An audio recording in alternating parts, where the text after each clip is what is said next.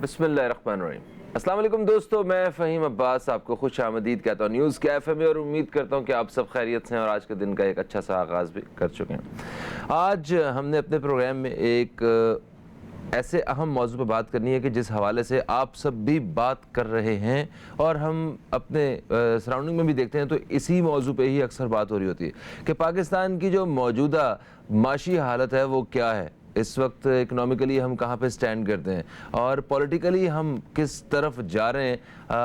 ये बड़ी एक अजीब सी फ़िक्र वाली बात है। इस वक्त पूरी आवाम इस परेशानी में मुब्तला है। वो जब सियासतदानों का रवैया देखती है कि ये इक़्तिदार के लिए या आपस में सिर्फ एक दूसरे के ऊपर इल्ज़ामात के अलावा और कोई दूसरा काम होता हुआ नज़र नहीं आ रहा होता, तो एक बड़ी मायूस कन सूरत हाल बन जाती है कि जिन लोगों को हम समझते हैं कि इन्होंने हमें इस भंवर से निकालना है, इस मुश्किल से निकालना है, उन लोगों को कभी कभी ऐसा लगता है कि हमारी कोई परवाह ही नहीं है। वो अपनी पूरी प्लानिंग आने वाले दिनों का जो मतलब जो भी उनका मंशूर है उसको लेके ये अवाम के लिए फ़िक्रमंद नहीं है, ये अपने इक़्तिदार के लिए फ़िक्रमंद है। तो खैर, इस तरह के बहुत सारे सवालात आज हम अपने प्रोग्राम में करने वाले हैं कि आखिर हम किस तरफ जा रहे हैं, क्या हमारी मईशत जो है वो आने वाले दिनों में कुछ थोड़ी सी बेहतर हो सकती है, उसके लिए इन हुक्मरानों को क्या फ़ैसले लेने होंगे और जो अगली हुकूमत है क्या उससे तवक्को लगानी चाहिए, या जो मौजूदा हुकूमत है अपने जो दिन गिन रही है क्या इससे भी हमें कोई उम्मीद लगानी चाहिए कि अवाम के लिए कुछ अच्छे स्टेप्स लेंगे ये लोग। खैर, मेरे साथ मौजूदा स्टूडियो में एक एंकर पर्सन और तज्ज़ियाकार सहाफ़ी जनाब हमीद भुट्टो साहब, आपको खुश आमदीद। अस्सलाम वालेकुम, कैसे हैं आप? वालेकुम फ़हीम भाई, मेहरबानी आपकी। तबीयत आपकी ठीक है? तबीयत आजकल सबकी सही नहीं है ना, तबीयत आजकल कुछ मसला सबके साथ चल ही रहा है। असल में मैं देख रहा हूँ कि बच्चों के साथ जो है ना ज़्यादा आजकल वायरल फैला हुआ है, चेस्ट वगैरह सबका। हाँ, चलें, बस सर्दियाँ कुछ दिन की मेहमान रह गई हैं, फिर उसके बाद जो है वो तबीयतें ये मौसम की तब्दीली की वजह से जो है ना ये सेट हो ही जानी है। और आजकल तो वैसे भी कराची में पंखे लगना शुरू हो गए हैं। ओके, मुल्क की जो मौजूदा माशी और सियासी सूरत हाल है, इसके बारे में आप क्या ख्यालात रखते हैं जो हमारे प्रोग्राम में आप बांटना चाहेंगे?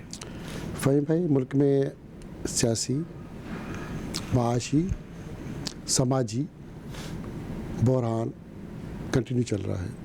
75 साल में हमने मुल्क को माशी तौर पे अपने पाँव पे खड़ा किया नहीं।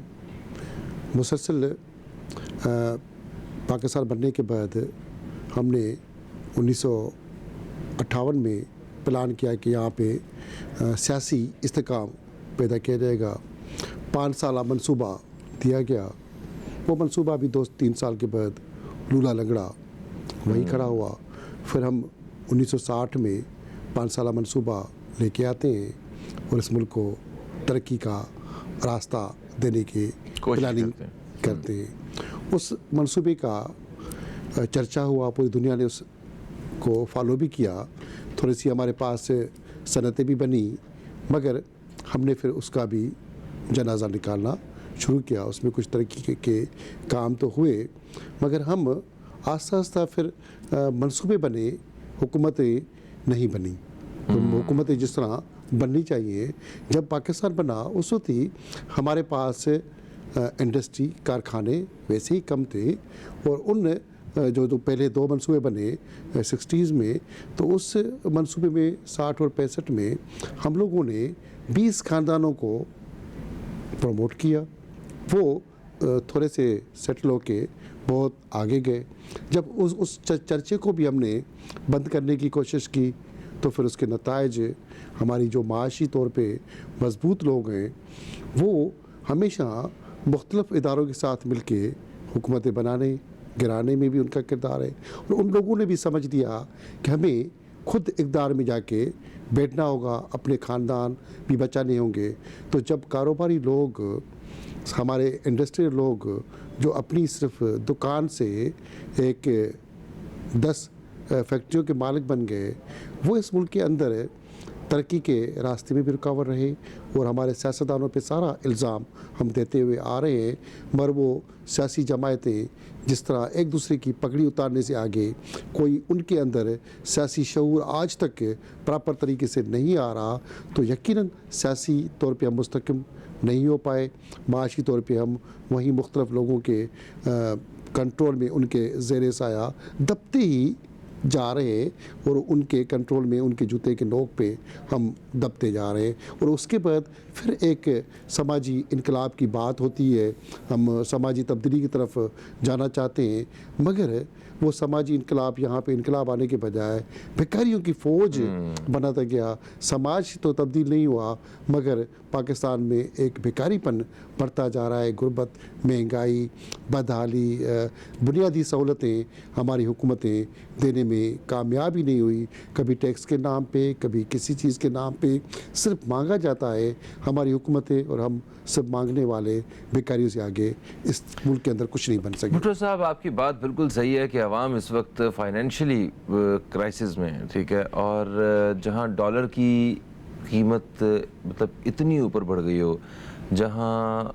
पेट्रोल की कीमत जो है वो इतनी ज़्यादा हो जिस जगह पे, तो ये वो दो बुनियादी चीज़ें हैं जिसकी वजह से लाजमी महंगाई होनी ही होनी।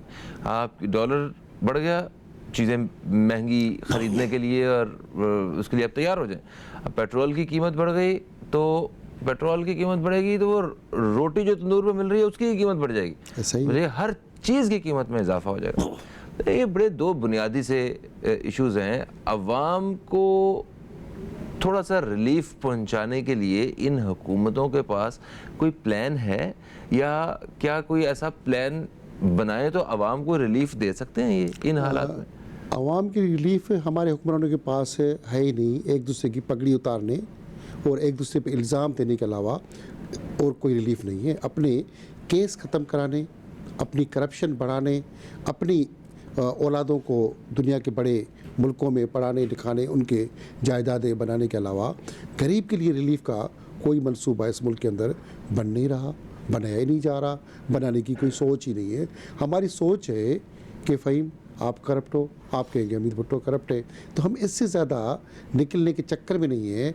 सियासतदान जितने भी हमारे पास आए हैं इस मुल्क के अंदर, जो हुक्मरान हमारे पास हैं, बदकिस्मती से मैं अब उनको सियासतदान भी कहते हुए अफसोस हो रहा है कि हम जिनको सिर्फ वोट देते हुए जा रहे हैं, पर वो हमें कुछ भी देने के बजाय हमें आस्ता आस्ता खून हमारे जिस्म से निकालते हुए, नोचते हुए, जैसे उन्हीं कहते हैं एक पहाक है कि कोई मोहब्बत से किसी को हाथ दे तो हम हाथ पकड़ के उसका खा जाए, तो हमारे पास एक वो डायन वाला किरदार बनता जा रहा है। अब हम लोग मजबूर हो गए हैं, हम सब मजबूर हो गए हैं कि हम अपनी हुकूमतों को डायन से तस्वीर दे रहे हैं कि वो डायन नहीं कहते, एक घर का बचाव करती है, मगर हमारे मुल्क में जो पाकिस्तान हम सबका घर है, हम उसको बचाने के बजाय सबसे लड़ते जा रहे हैं। और हमारी इस वक्त पाकिस्तान जिस तरह एटमी क़ुव्वत भी है, हम दुनिया को आंखें में आंखें मिला के लड़ने की बात भी करते हैं, मगर हमारे जितने भी इर्द गिर्द हमसाई हैं वो सब तरक्की करते हुए जा रहे हैं। हम वहाँ पे मटके के डेडर की तरह वहाँ पे सिर्फ आवाज़ें निकाल रहे हैं, वहीं पे उछल रहे हैं, कूद रहे हैं, मगर हमारी मुल्क की तरक्की और मैशत भी मैं समझता हूँ कि मटके के डेडर्स की तरह वहीं पे हम अंदर वहीं खड़ी है। अच्छा भुट्टो साहब, देखें एक बड़ी अजीब सी बात है। मैं अपने प्रोग्राम में गुज़श्ता कुछ प्रोग्राम्स में भी एक आध दफ़ा मैंने बात की है, मुख्तलिफ मेहमानों से इस बारे में पूछा मैंने। देख, कोई भी सियासी पार्टी जब वो इक़्तिदार में आती है तो ऐसा लगता है कि उसे तब पता चला है कि ओह, मुल्क के हालात तो बड़े ख़राब हैं, और ये किसने किए? ये पिछली हुकूमत ने। मतलब हर एक के पास यही सेम स्क्रिप्ट है कि पिछली हुकूमत जो थी उन्होंने मुल्क को तबाही के दहारे पे ला के खड़ा कर दिया, मुल्क को तबाह कर दिया। हम बड़ी कोशिश कर रहे हैं कि मुल्क को तबाह होने से बचा लें, और अपोजिशन जो है वो हर दफ़ा यही क्लेम कर रही है कि ये लोग मुल्क बर्बाद कर रहे हैं, एक दफ़ा हमें मौका दे दें, हम आके मुल्क ठीक कर दें। जैसे ही वो आते हैं कहते हैं ये तो पिछली हुकूमत ने सत्यानाश कर दिया। तो इसका मतलब है कि ये सिर्फ और सिर्फ अपनी अपनी नौकरियाँ ही बचाई जा रही हैं, या अपना अपना जो है वो मेरी बारी आ गई है, बस कुछ ऐसा ही मामला लग रहा है मुझे। तो इन हुकूमतों के पास रटा रटाया वही स्क्रिप्ट है, वो आप जितने साल मर्जी पुराना अखबार उठा लें, जितना मर्जी पुराना अखबार उठा लें, हुकूमत आएगी कहेगी पिछली हुकूमत ने मुल्क बर्बाद कर दिया। और अपोजिशन वाले कह रहे हैं कि ये इन लोगों ने मुल्क को बर्बाद कर दिया, इनको फ़ौरन ईवानों से निकाल दें और हमें आके इनकी जगह पे बैठा दें, वरना मुल्क बर्बाद हो जाएगा। यही टिपिकल चीज़ चल रही है। इस बारे में बताएं। आप अपने सवाल में जवाब दे चुके हैं। रटा रटाया बयानिया जो है, क्योंकि उनके पास जो भी मिनिस्टर आता है, जो भी प्राइम मिनिस्टर आता है, उनकी टीम वही PRO, वही PS, वही लोग सब होते जो पहले घूम फिर के किसी और मिनिस्टर से लेके वही लोग आते हैं। उनके पास स्क्रिप्ट वही सेम लिखा हुआ है, लकीर के फ़कीर की तरह वही कागज़ उठा के ऊपर नाम चेंज करना होता है। जैसे आजकल उन्होंने किसी के मरने पे किसी पे टिकर भेजने के लिए वो एक इसके बना हुआ है, ऊपर से किसी साहब का नाम चेंज करना है। तो पुराने आज से 50 साल पहले की तरह जैसे हमारे सहाफ़ी लिखते थे, वैसी वो ट्रेंड, उनकी ट्रेनिंग तरबियत वैसे ही चली आ रही है। तो इसलिए कोई तब्दीली नहीं आ रही। जो इक़्तिदार में हमारे वज़ीर कबीर और ब्यूरोक्रेसी बैठी होती है कुर्सी पे, उनको लगता है सब कुछ खुशहाली है, उनके लिए तो खुशहाली है। यहाँ पे वैसे भी हर आदमी अपनी निगाह से अपनी ऐनक उतार के देखता है कि जैसे मैं देख रहा हूँ वो सब कुछ सही है। अमीर जो है वो देख रहा है कि मेरे पास तो सब कुछ है। वो 5 स्टार होटलों में जब हम खाना खाने जाते हैं वो कहता है कहाँ है महंगाई, देखिए कितना होटल भरा हुआ है। तो हम कहते हैं भाई ये कराची में 3 करोड़ की आबादी है, तो यहाँ पे 10 लाख लोग खुशहाल भी हैं, तो वो यकीनन होटलिंग भी कर रहे हैं, खाना भी खा रहे हैं, प्राइवेट अस्पतालों में भी जा रहे हैं, मॉल में भी जा रहे हैं, आपको नजर आ रहे हैं, वो तो सब नज़र आ रहे हैं। और उनके पास जो पैसा हराम का, हिलाल का या किसी और तरह का जो पैसा है या ज़ख़ीरा अंदोज़ी से वो भी मौजूद है। अभी रमज़ान भी आने वाला है, तो हम रोज़े भी रखेंगे, नमाज़ भी पढ़ेंगे और उन मुनाफाखोरी के पैसों पे हम ज़कातें भी करेंगे, माँ बाप को उम्रे भी करवाएंगे, हज भी करवाएंगे, इसी अपने नौकरों को भी कराएंगे, क्योंकि हम समझेंगे जो हमने बेईमानी की अब उसका हल यही है कि हम उम्रा कर लें, ज़कात दे दें, फ़ितरा दे दें और बड़ी हमारी ईमानदारी हो गई। इसी ईमानदारी का फ़ायदा मुख्तलिफ ढोंगी NGOs और इदारों ने उनसे करोड़ों रुपए निकालने के काम किए हुए हैं। हमारे मुल्क में जब तक ये बयानिया चेंज नहीं होगा कि फ़िलहाल ने माजी ने सब कुछ कर दिया, भाई तुम्हें माजी ने कर दिया, तुम्हें पता था माजी हुकूमत में ये हुआ है तभी तुम्हें लेके आए, तुम्हें ये कौन सा किसने हक दिया कि तुम माजी के ऊपर आके इल्ज़ाम लगाओ।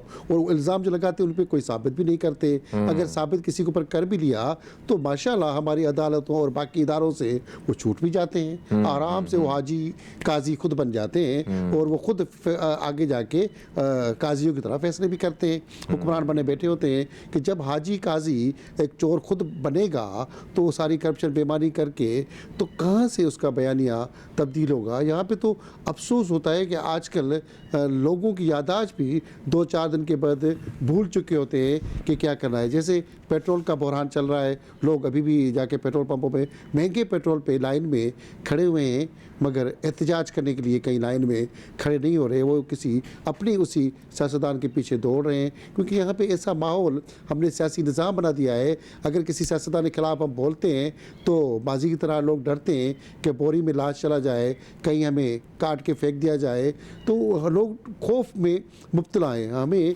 इस सिस्टम ने पूरा एक खौफ अंदर में डाला हुआ है कि मैं किसी की हुकूमत के ख़िलाफ़, किसी इदारे के ख़िलाफ़ बोलूँगा तो मिसिंग पर्सन भी हो जाऊँगा, यहाँ पे अगवा भी हो जाऊँगा, मारा भी जाऊँगा, तो मेरी आवाज़ ही बंद की जाएगी, मेरी फैमिली रुल जाएगी। जब यहाँ पे ये हालात होगी तो सच कौन बोगे लेगा। फिर ये बयानियाँ ऐसे ही बयानियाँ चल के हमारी हुकूमतें नाकाम होती रहेंगी। अच्छा हमीद साहब, आप कह रहे हैं कि यहाँ आवाम के दिल में एक खौफ बैठ चुका हुआ है, वो किसी को वो गलत को गलत भी नहीं कह पा रहे, मगर मुझे कुछ थोड़ा सा डिफरेंट भी नज़र आ रहा है। आज आप ट्विटर पे जाएं, आप सोशल मीडिया पे जाएं, किसी सियासतदान की किसी एक बात पे, किसी के बयान पे, किसी की ट्वीट पे, किसी की पोस्ट पे आप नीचे कमेंट्स देखें, ऐसा लगता है कि लोग अब डरते नहीं हैं, लोग अब सीधी बात करना जानते हैं। उन्होंने अब मतलब जो वो बाहर आके नहीं कह पा रहे, वो अपने डिजिटल पेजेस के ऊपर वो बड़ी तसल्ली से इन लोगों को जो है वो जवाब भी दे रहे हैं, इनके ऊपर तनकीद भी कर रहे हैं। बल्कि कभी कभी मुझे दुख भी होता है कि शायद एक कदम आगे ही बढ़ चुके हैं आवाम, और इतना जो है वो थोड़ा तमीज़ के दायरे में रहते हुए तनकीद की जाए और इस्लाह के मकसद को सामने रखते हुए तनकीद की जाए तो वो तनकीद होती है। अपना सिर्फ गुस्सा निकालने के लिए किसी को भैया आपको पीटीआई पसंद नहीं है, आपको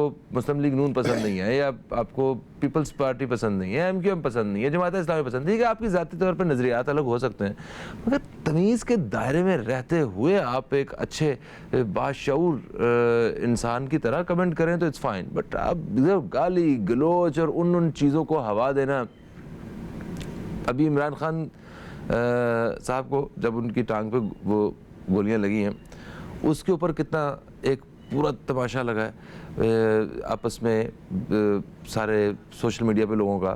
फिर ये अभी मरियम नवाज़ सर्जरी करवा के आई हैं, मतलब सॉरी वो इस तरह के जो जुमले इन लोगों ने सोशल मीडिया पे किस तरह आम किए हैं। खैर, तो ये होगा रवैया। दूसरा, एहतजाज की बात कर रहे हैं आप, महंगाई के ख़िलाफ़ एहतजाज तो बनता है।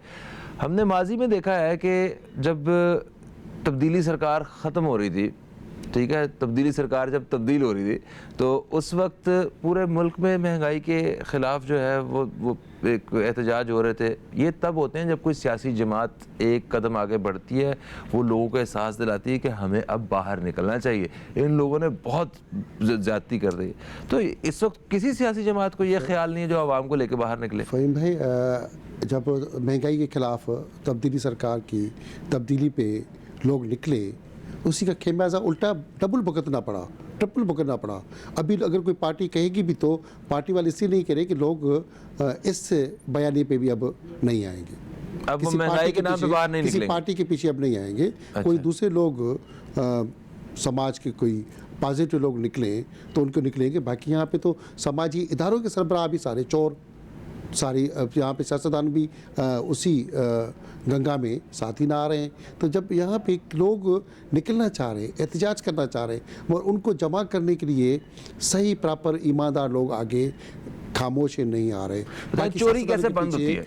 चोरी कैसे रोकी जाती है? चोरी रोकी जा सकेगी वो जब हमारे इदारे, जिनके पास ताकत है, सियासतदानों के पास ताकत नहीं है। सियासतदान सिर्फ बयानिया है, बात है, मुंह चलता है, आवाज़ें हैं, बाकी उनके पास कोई इतनी ताकत नहीं है। उनको भी लाया जाता है, जब ला के हम बिठा देते हैं अपनी मर्ज़ी के, अपनी फंडिंग करके, अपनी प्लानिंग करके, तो वो सिर्फ अपनी अपनी एजेंडा पे जो उनको लेके आते हैं, अपनी इदारों के हेड या जो दूसरे हमारे इदारे हैं वो लेके आते हैं। जब तक हमारे इस मुल्क के इदारे इस मुल्क के लिए अपना बयानिया इस मुल्क की तरक्की के लिए बेहतर नहीं करते, तब तक हम वहीं की वहीं खड़े होंगे। इस तरह की बयानें, जैसे मैंने पहले कहा कि मटके के अंदर सिर्फ हमारी एक आवाज़ें हैं। पाकिस्तान पे कोई भी इस दुनिया ट्रस्ट नहीं करा। हमने इस तब्दीली सरकार के जाने के बाद जो ये आई है महंगाई के खात्मे की हुकूमत, महंगाई के खात्मे वाली हुकूमत जो आई है, उससे महंगाई बढ़ा दी, चीज़ें बढ़ा दी। कोई दुनिया हम पे ट्रस्ट नहीं करी, क्योंकि हमारे यहाँ जो हुकूमतें बनती हैं, जिस तरह गिरती हैं, पूरी दुनिया हमें अभी कर्जा देने से लेके हमारी इमदाद तक के हमारे साथ उस तरह से खड़ी नहीं है। ऐलानात तो कंटिन्यू हो रहे हैं और हमें रोज़ाना की बुनियादों पे हमारे वज़ीर, प्राइम मिनिस्टर खुशखबरियाँ सुनाते हैं कि जी आज आपको खुशखबरी सुना देंगे। और वो खुशखबरी ऐसी आती है कि हम अपना सर पकड़ लेते हैं और सर छुपा के दीवारों पे मारना शुरू कर देते हैं। इस वक्त जितनी महंगाई है, गरीब उसके दुलदुल में रोज़ाना की बुनियादों पे अल्लाह की तरफ हाथ उठा के बद्दुआएं इन महंगाई की हुकूमत की महंगाई हुकूमत को दे रहा है। मगर जब भी जो हुकूमत महंगाई को रोना, तो हम भी रो रहे हैं, सब रो रहे हैं, महंगाई कंटिन्यू बढ़ती जा रही है, दुनिया में बढ़ रही है। मगर हमारे यहाँ जानबूझ के ज़ख़ीरा अंदोज़ी से जो महंगाई आ रही है, उसके खात्मे के लिए हमने कोई सही से आवाज़ नहीं बुलंद की। जब ये महंगाई पहले भी थी तो 60 वाले दहाई में, तो उस वक्त नवाब कालाबाग ने आके यहाँ पे कराची में सेठों को कहा कि जी ज़ख़ीरा अंदोज़ी को करेंगे तो आपकी ऐसी की तैसी आपको हम सख्त सज़ाएँ देंगे। मगर उस वक्त से सज़ाओं की बात होती है और डंडा उठा के महंगाई और ज़ख़ीरा अंदोज़ के खिलाफ बात होती है। मगर उन ज़ख़ीरा अंदोज़ों और महंगाई करने वालों के खिलाफ आज तक डंडा चला नहीं। उल्टा जो डंडा चलाने आते हैं वो डंडे खा के खुद वापस हो जाते हैं। क्योंकि देखें, लास्ट जो गवर्नमेंट थी उन्होंने अवाम को ये बताया कि ये जो माफिया है ना, ये बहुत ताकतवर है, ये हमसे नहीं कंट्रोल हो रहा। फिर उन्होंने ये भी तासर दिया कि ये माफिया जो है ना, ये दूसरी पार्टी के साथ है, वो चाहते हैं कि हमारी हुकूमत नाकाम हो। मतलब यही इसी किस्म के तासर ही अवाम में देते रहे ना। खैर, एक वक्फे की तरफ हम लोग बढ़ रहे हैं। वक्फे से वापस आते हैं तो अवाम भी कुछ, मुझे ऐसा लगता है कि वो अब समझ चुके हुए हैं। हमने देखा कि उन्होंने अपने इलाके के सरदार या वडेरे को, या जो साबिक एमपीए या किसी साबिक वज़ीर को, जब वो अपने इलाके में गया तो उसके ऊपर किसी के ऊपर पथराव किया जा रहा है, कोई पार्टी चेयरमैन को उन्होंने घुसने नहीं दिया, कुछ इस तरह के बहुत सारे वाक़यात आना शुरू हुए। ऐसा लगता है कि लोग अब बस हो गई है इनकी। अब वो खुद जो है वो निमटना चाह रहे हैं इन, या कम से कम इन लोगों को अपने सर पे जो है ना वो दोबारा से नहीं बिठाना चाह रहे। आपको आने वाले दिनों में इन सियासतदानों के जो चुनाव हैं या इनकी जो सिलेक्शन है या इंतखाबात के हवाले से कुछ थोड़ा सा आपको कुछ चेंज फील हो रहा है? क्योंकि मुझे लगता है कि लोगों की आंखें खुल गई हुई हैं। अब उन्होंने जैसे अंदरून सिंध में भी कुछ जगहों पे हमें ऐसे वाक़यात रिपोर्ट हुए हैं कि उन्हें सिर्फ इतना अंदाज़ा हुआ कि इन्होंने अपने पास जो है ना वो स्टॉक करके सामान रखा हुआ है जो उनको मिलना था आवाम को। तो आवाम ने धावा बोला उसके, उनके ख़िलाफ़ एहतजाज किया, रास्तों में इन लोगों की गाड़ियों के ऊपर पथराव किए।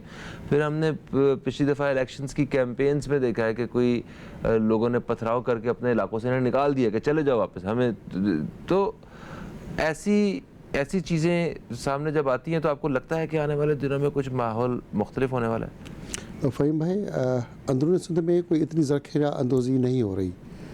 पूरे पाकिस्तान के अंदर ये मसला ज़ख़ीरा अंदोज़ी का मौजूद है। बड़े शहरों में ज़्यादा माल बड़े कारखानों में रखे जा रहे हैं और ज़ख़ीरा अंदोज़ी पूरे मुल्क का मसला है। और ख़ास करके स्मगलिंग सबसे बड़ा मसला है। हम यहाँ से जितना भी हमारा माल है डॉलर की शक्ल में, पेट्रोल की शक्ल में, चीज़ों में, खाने पीने की शक्ल में, हम सब तकरीबन दूसरे इर्द गिर्द के मुल्कों में अफ़गानिस्तान रोज़ाना की बुनियादों पे स्मगलिंग करते जा रहे हैं। और हमारा जो सेट है, यहाँ का सेट है, वो हमारी पुलिस से लेके ब्यूरोक्रेसी सारे इदारों को करप्ट से करप्ट करता जा रहा है। पैसा मीडिया पे, सारे इदारों पे इश्तिहारात की शक्ल में बाकी चीज़ें लगा के हम सबको ख़रीदा जाता है। हम तकरीबन उन सेठों के पैसों पे भिखारी बनते जा रहे हैं। हम जब भिखारी बनते जा रहे हैं तो फिर हम आंखें बंद कर लेते हैं कि चलो मेरी जेब गर्म हो जाए, मैं खाना खा लूँ, मेरे बच्चे सेट हो जाए। इस बदनीति के ऊपर हम हर चीज़ सौदेबाजी करते जा रहे हैं। हम बैसत कौम जब रास्ते नहीं रोकेंगे किसी भी गैरकानूनी मुल्की लोगों के जो यहाँ पे स्मगलिंग भी करते हैं, डंडा भी उठाते हैं, हमें मंशा से लेके सारे हथियार भी देते हैं, मगर हम आपस में लड़के, पंजाबी, सिंधी, मुहाजिर, यहाँ पे जितनी 40 कौमें पाकिस्तान की हैं, तो हम आपस में एक दूसरे से नफ़रत करते जा रहे हैं। उल्टा उसी का फ़ायदा हमारे इर्द गिर्द अफ़गानिस्तान का ले लें, वो जंगें भी लड़ता रहा, सब कुछ करता रहा। आज यहाँ हमसे इकानमी तौर पे जिनको हुकूमत नहीं चलानी आती मजबूत होते जा रहे हैं। हम उनकी जंग लड़ते रहे, आज तक उनकी जंग का खेमजा हम भुगत रहे हैं। हमें गैस के मामलात ख़त्म होते जा रहे हैं। ईरान और बाकी ममालिक हमें गैस देना चाहता है, हम उस पर कोई बात नहीं करते। सस्ता पेट्रोल हमें मिलना चाहता है, हम उस पर कोई बात आवाज़ नहीं करते। हम IMF से लेके सारी दुनिया के आगे कशकोल लेके पहुंच जाते हैं, मगर अपनी मुल्क के अंदर जो हमारे वसाइल हैं उसको ठीक करना हम नहीं चाहते। गैर ज़रूरी शाही खर्चे सिर्फ ऐलानात की हद तक तो होते हैं, मगर हम ख़त्म नहीं करना चाहते। हमारे वफाकी वज़ीरों के दौरे कंटिन्यू, एक पाँव यहाँ पे, दूसरा पाँव दूसरे मुल्क में, हमारे ही टैक्स के पैसों पे हम उसको ख़त्म नहीं करना चाहते। जितने पैसे हमने इन वफाकी वज़ीरों के दौरों पे लगा रहे हैं, जहाँ हम सरकारी ब्यूरोक्रेसी के ऊपर जितने पैसे लगा रहे हैं, वो पैसे बचा के भी इस मुल्क के अंदर हम कोई तरक्की के काम करें वो करना नहीं चाहते। गैर तरक्याती स्कीमों के जितने भी हमारे खरबों रुपए फंड हैं, हम उसको ख़त्म नहीं करना चाहते। हमें इस वक्त कोई जंग का खतरा नहीं, हमने दिफाई बजट है उसका हिस्सा निकाल के इस मुल्क की तरक्की में डालना नहीं चाहते। हम अपनी कौम से संजीदा नहीं हैं, हमें सिर्फ दुनिया से भीख की तरह चंदा चाहिए, इमदाद चाहिए, फिर हमने वो करप्शन बदनवानी करके उड़ा के ले जाना है। जब संजीदगी इस मुल्क के सेठ को, इस मुल्क के इदारों को, इस मुल्क के सियासतदानों को, इस मुल्क की मीडिया को, इस मुल्क की ब्यूरोक्रेसी को कोई भी संजीदगी नहीं है, सबको अपना अपना हिस्सा माल में चाहिए। अगर अपना हिस्सा माल का मुझे नहीं मिलता तो मेरे आगे बाकी सब करप्ट, चोर और बेईमान हैं। यहाँ पे जितनी अगर देख लें बिल्डर माफिया है, जहाँ बहुत सारी चीज़ें हैं खरबों रुपए की, उससे हम बचा सकते हैं, मगर वहाँ बचत के बजाय हमने यहाँ पे सिंध की मिसाल दे दें, डिस्ट्रिक्ट वाइज अरबों रुपए पे ठीकों पे हमने दिया हुआ है, वो सरकारी खजाने में पैसा नहीं जाता। हमने बड़े बड़े सनतकारों को टैक्स में छूट के लिए और टैक्स रिटर्न के नाम पे खरबों रुपए सालाना वापस करते हैं। जब ये धंधा और दुकानें हम बंद करेंगे तो तब तक हम तरक्की नहीं करेंगे। हमने सिर्फ अपने इर्द गिर्द जो हमें पैसे देगा, जो हमें रिश्वत देगा, जो हमें माल देगा, हम उसकी सारी एजेंडा पे सारा मंसूबे, सारी हुकूमतें, सारी प्लानिंग बनाएंगे। यहाँ पे हमें सेठ और जो कारोबारी लोग हैं वो इस हमारी हुकूमत को, हमारी मीडिया को, हमारी अदलिया को, हमारे सिस्टम को समझ चुके हैं। हमें एक, मैं समझता हूँ, तवाइफ की तरह डांस करा के, नचा के, दिखा के इस मुल्क के अंदर हमारे साथ जो खेल खेला जा रहा है, जब तक हम बहसत कौम इस मुल्क की तरक्की, अपने आने वाले बच्चों को, पूरे मुल्क के बच्चों को अपना बच्चा नहीं समझेंगे, कौम नहीं समझेंगे, तो मैं समझता रहूँगा इस तरह हम दुनिया के आगे जिस तरह ख्वार होते फिर रहे हैं और हम सिर्फ वही कि वोट के ऊपर वोट देते जाएंगे और हमें समझते हैं कि वोट के ऊपर हमें नोट मिलेंगे। जब ये सोच हमारी ख़त्म होगी, जब हम ये समझें कि वोट के ऊपर हमें कोई ईमानदार अच्छा सियासतदान मिलेगा, मगर यहाँ पे ऐसा मैं नहीं समझ रहा। यहाँ पे आवा का आवा ईमानदारी के नाम से बिगड़ चुका है। भुट्टो साहब, क्या आपको लगता है कि आने वाले इंतखाबात में इन सारी चीज़ों के असरात कुछ अलग से आ सकते हैं? क्या इन लोगों के, इन सियासतदानों के बेनकाब होने से इनकी मकबूलियत में कमी हुई है जो इंतखाबात में असरअंदाज होगी? इनकी जो भी असरअंदाज होने की जो बात है, मैं समझ रहा हूँ कि हमारे पास दूसरे ऑप्शन नहीं है। हम हर कल वाले ऑप्शन को फिर अच्छा समझते हैं। उसकी वजह कि आज का जो ऑप्शन है, हम आज को हमेशा अच्छा नहीं समझते। हमें ये थोड़ी सी बेमानी ज़हनी तौर पे बन गई है, हमें नफ्सियाती तौर पे जकड़ा गया है। हम खुद को हाथी समझते हैं और हमारी तरबियत हाथी की तरह हो गई है। हाथी का जब बच्चा जब लिया जाता है, जिसको किसी जंगल से लेके किसी चिड़ियाघर में बंद किया जाता है, तो उसकी तरबियत होती है। हमारी उस तरह तरबियत हुई हाथी के बच्चे को लाते तो सबसे पहले उसको जंजीर में किसी दरख्त के साथ बांध देते हैं, वो हिलता नहीं है। फिर किसी और चीज़ से उसको बांध के आदी कर देते हैं। वो आदी हो चुका है उस जंजीर का। जब उसके सिर्फ पाँव में बाद में जंजीर बंधी होती है, वो समझता है कि मैं वहाँ से भाग नहीं सकता, किसी को कुचल नहीं सकता, कुछ नहीं करता, मैं बंधा हूँ। तो हमारे पाकिस्तान में, पाकिस्तान की हमारी समझे कि जंजीरें खुली हुई है। हम वो हाथी तो हैं, मगर हम समझते हैं कि हम कुछ नहीं कर सकते, हम कोई इनकलाब नहीं ला सकते, हम कुछ भी तब्दील नहीं कर सकते, हमारे हाथ में कुछ भी नहीं है। हम आवाम में वोट देते हैं, हम आज इस पार्टी को दे रहे हैं, आज हम वो जिंदा है, आज वो हमारा लीडर है, आज वो पटवारी है, आज वो तब्दीली है, आज वो रोटी कपड़ा मकान मिलेगा, आज ये मिलेगा। हम वही ये सारी जंजीरें हैं, हमने पाँव में अपने जंजीर जकड़ी हुई है। जब तक ये जंजीर निकाल के हम जो हाथी हैं, हकीकी हाथी नहीं बनेंगे, तो तब तक मैं समझता हूँ किसी तरह हम हाथी गिदड़ बने इस मुल्क के अंदर सिर्फ चलते रहेंगे और इससे आगे मैं नहीं समझता कि हम कुछ कर पाएंगे। बहैसियत कौम मैं समझ रहा हूँ कि हम हाथी होते हुए भी जंजीर में, सारी जंजीरें में जकड़े हुए लोग हैं। बिल्कुल सर, आखिरी सवाल देखें, हमारे यहाँ जब भी इंतखाबात होते हैं और ये गुज़श्ता जो दो हुकूमतें हैं, उनकी भी जो ताकत है वो इतनी नज़र नहीं आ सकी, क्योंकि अपोजिशन बड़ी स्ट्रॉन्ग होती है या इतनी जमातें मिल के जो है इत्तेहाद करके अपनी हुकूमत बना रही होती हैं। तो वो कहते हैं कि हमारे पास तो कोई बदलाव लाने के लिए भी इख्तियारात नहीं है, 2/3 अक्सरियत जो है वो हमारे पास नहीं है अगर हम कुछ चेंज करना चाहते हैं। पुराने कुछ कवानीन और मतलब ऐसी चीज़ें साथ साथ चल रही हैं कि हम उनको नहीं बदल सकते। तो क्या आने वाली हुकूमतों से कोई तवक्को लगाई जा सकती है कि या किस तरह की हुकूमत बने तो अवाम के हक़ में कुछ बेहतरी आ सकती है?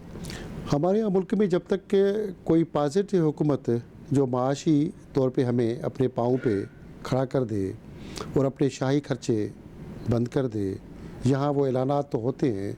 जब हमारी ब्यूरोक्रेसी से लेके दिफाई बजट कम किया जाए, हमें अभी कोई इतना ख़तरा नहीं है। हम अफ़गानिस्तान से लेके इर्द गिर्द की जंगें लड़ते रहे हैं और अपने हमसायों के साथ ईरान से और बाकी जो दूसरे हमारे मुल्क हैं चीन से, उन सब से दूसरों के कहने पे हम लड़ते रहे हैं। आज भी हम चीन से जो हमें सहूलियात मिलनी थी हम उसका फ़ायदा नहीं ले रहे, ईरान से हमें जो कुछ मिलना था हम उसका फ़ायदा नहीं ले रहे। हिंदुस्तान से तो पहले ही हमारी जंग चली आ रही है कि आज तक हिंदुस्तान भी ये कहता है कि जी यहाँ की हुकूमतें तो जैसे उनका माजी में एक वज़ीर-ए-आज़म कहता था धोतियाँ तब्दील होती है, वैसे इनकी हुकूमतें तब्दील होती हैं।